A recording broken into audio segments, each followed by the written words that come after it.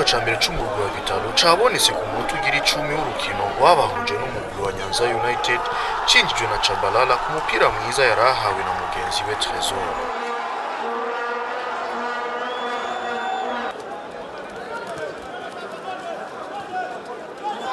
Hasigaye iminota 10 kugira igice ca mbere kirangire, Mavugo Lodi niho yinjiza igitsindo kigira kabiri, aho bakaba bagiye kuruhuka ari ibitsindo bibiri vya Vitalo ku busa w'umugwi wa Nyanza United.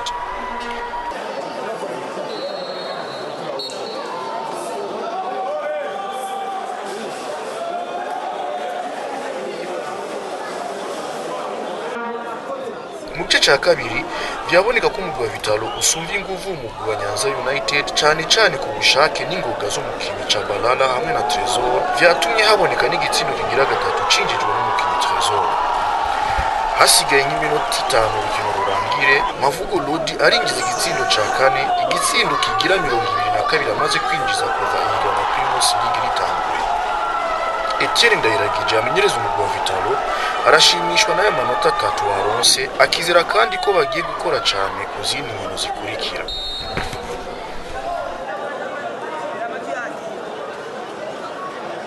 Kwa rukino rwiza après gutsinda rijya ridik kenshi usanga ama equipe atatakaza intego yo kubona bakora ngo babonye ko baje bafise ya même rythme nicyo twagomije kugira ngo tubane dutegura no match akurikira.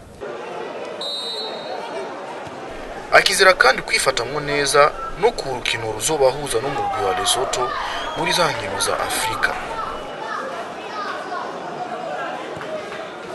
Abara kubinga bwa none bwa YouTube ushaka kubona iyo match harimo match zibiri bashize ko diyo equipe dufashe twese hamwe twoma twizera tuza kwimana dutubyimbere tugaronka intsinzi. Umugwi wa Vitalo uracara uwa mbere n'amanota 8 isumba umugwi wa Message y'Ingozi waraye usinze umugwi wa Interstar 4-1.